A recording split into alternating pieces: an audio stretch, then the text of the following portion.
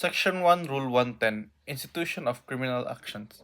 Criminal actions shall be instituted as follows: A. For offenses where, where a preliminary investigation is required pursuant to Section 1, Rule 112, by filing the complaint with the proper officer for the purpose of conducting the requisite of the preliminary investigation.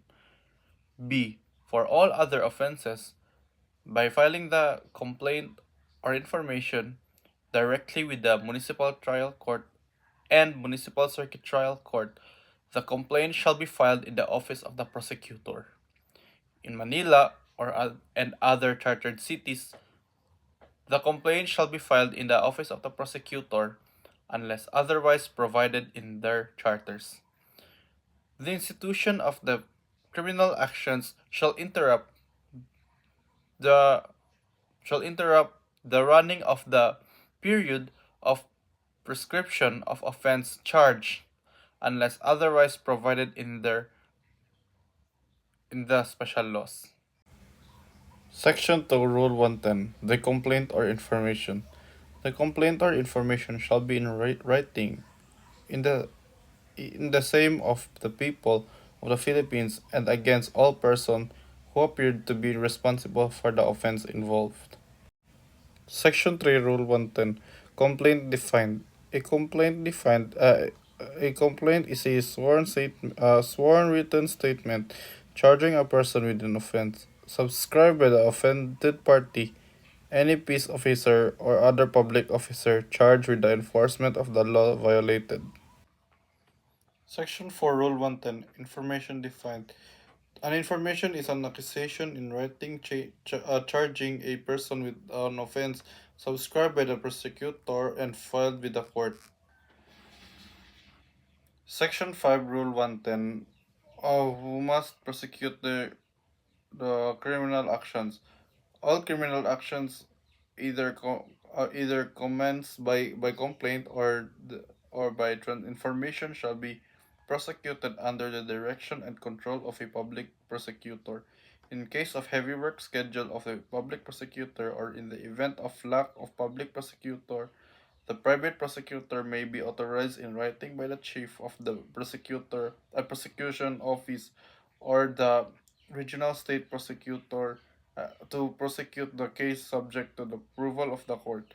Once so authorized to prosecute the criminal actions, the private prosecutor shall continue to prosecute case uh, the case the case up to the end of the trial, even in the absence of even in the absence of a public prosecutor, unless the authority is revoked or otherwise withdrawn. However, in the municipal trial court or municipal circuit trial court, when a prosecutor designed thereto or to the case is not available, the offended party, any peace officer or public officer charged with the enforcement of the law violated may prosecute the case. This authority shall cease upon actual upon actual intervention of the prosecutor upon open upon upon elevation of the case the original of elevation of the case of the original trial court. Section 6, Rule 110, sufficient of complaint or information. A complaint or information is sufficient if it states the name of the accused, the designation of the offense given by the statute, the acts or commission complained of as constituting the offense, the name of the offended party, the approximate date of the commission of the offense, and the place where the offense where the offense are where the offense was committed. When an offense is committed by more than one person, all of them shall be included in the complaint shall be included in the name of the complaint or in the information. Section 7, Rule 110, the name of the accused.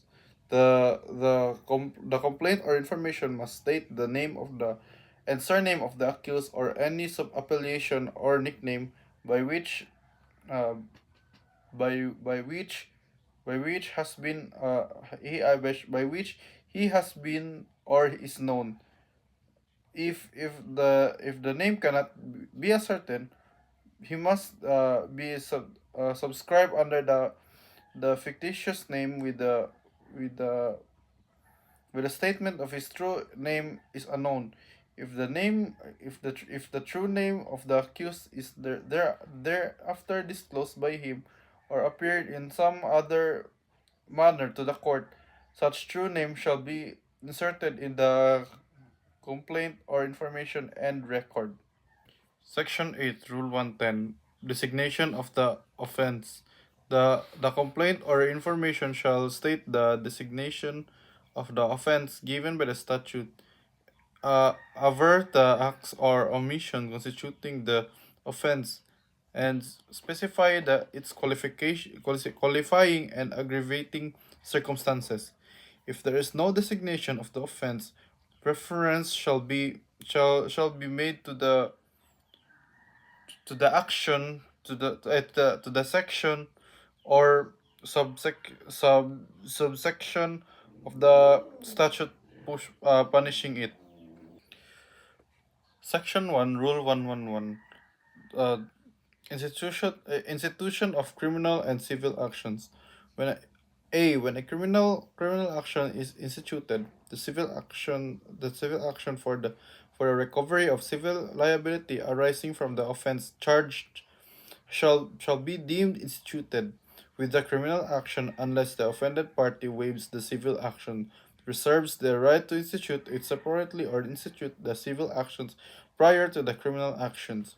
The reservation of the right to institute separately the civil section shall be made before the prosecution prosecution starts presenting its evidence, and under circumstances affording the offended party a reasonable opportunity to make such reservation. When the offended party seeks to in, to enforce to enforce civil liability against the accused by way of moral, nominal, temperate, or exemplary damages without specifying the amount thereof in the complaint or information. The filing fees therefore shall constitute a first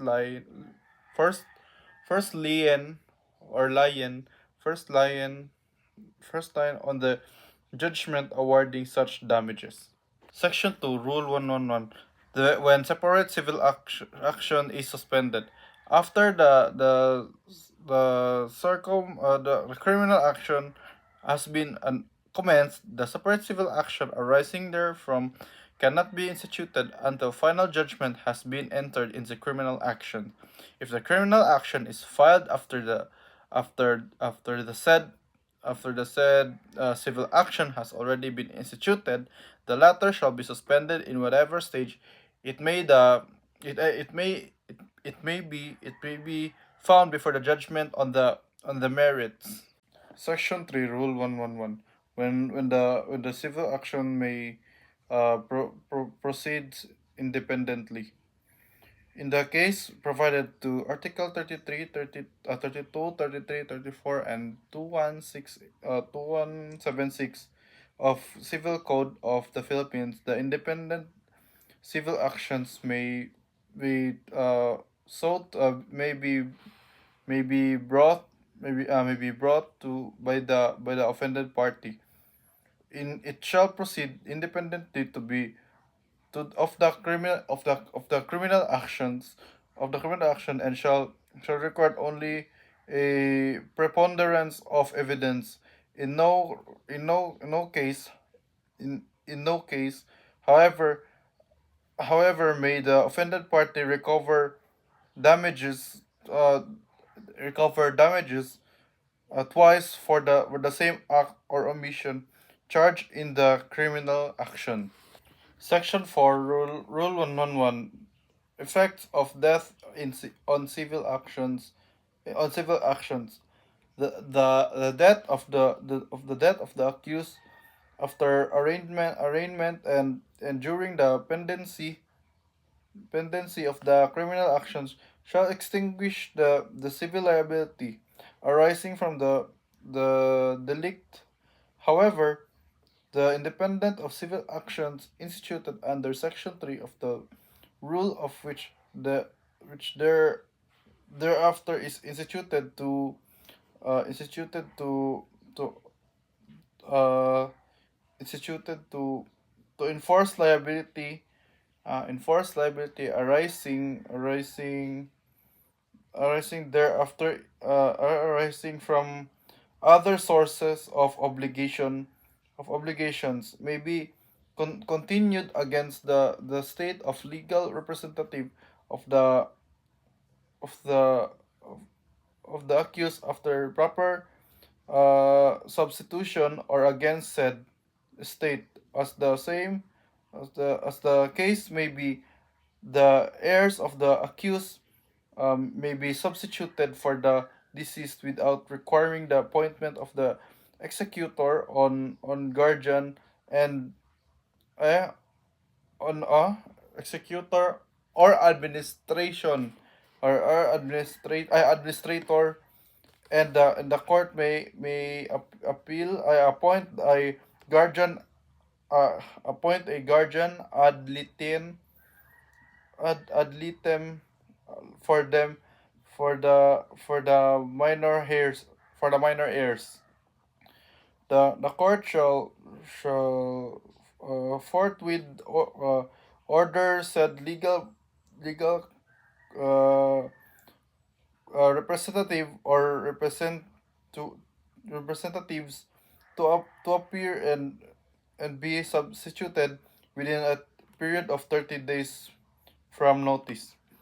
A a final judgment entered in favor of the of the entered of the offended party shall be enforced in the shall be enforced shall be enforced in the manner shall be enforced in the manner is especially provided in these rules for prosecuting for prosecuting for prosecuting case shall be dismissed uh, without prejudice to any uh, civil actions offended that offended party may file against the estate may be filed against estate of the deceased. Section 1 of Rule 112, preliminary investigation, defined when required. Preliminary investigation is an inquiry of proceeding to determine whether there is sufficient ground to engender a well-founded belief that a crime has been committed and the respondent is probably guilty thereof and should be held for trial. Except as provided in Section 6 of this rule, a preliminary investigation is required to be conducted before the filing of the complaint or information for an offense where the penalty prescribed by law is at least 4 years, 2 months, and 1 day without regard to the fine. Section 2, Rule 112. Officers authorized to conduct preliminary investigation. A. Ay, the following may conduct preliminary investigations. A. Provincial or city prosecutor and their assistants. B. National and regional state prosecutors. And C. Other officers as may be authorized by law. Their authority to conduct preliminary investigation shall include all crimes cognizable by the proper court in their respective territorial jurisdictions. Section 1, Rule 113, Arrest. A definition of arrest. Uh, Arrest is the taking of a person into custody in order that he may be bound to answer for the commission of an offense.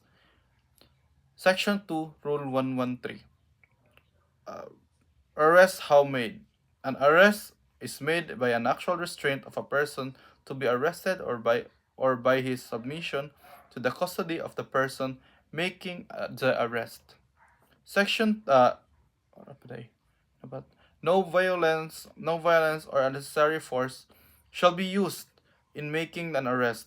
The person arrested not be subject to the greater restraint than is necessary for his detention. Section 3, Rule 113. Duty of arresting officer. It shall be the duty of the officer executing the warrant of arrest, the accused, and deliver him to the nearest police station or jail without unnecessary delay. Section 4, Rule 113. Execution of warrant. The head of the office to whom the warrant of arrest was delivered for execution shall cause the warrant to be executed within 10 days from the from the uh, fr- uh 10 days from its receipt. Within the 10 days after the expiration to of the period the officer to known it was assigned for execution shall make a report to the judge who issued the warrant. In case of the failure to execute the warrant, he shall state the reasons therefore.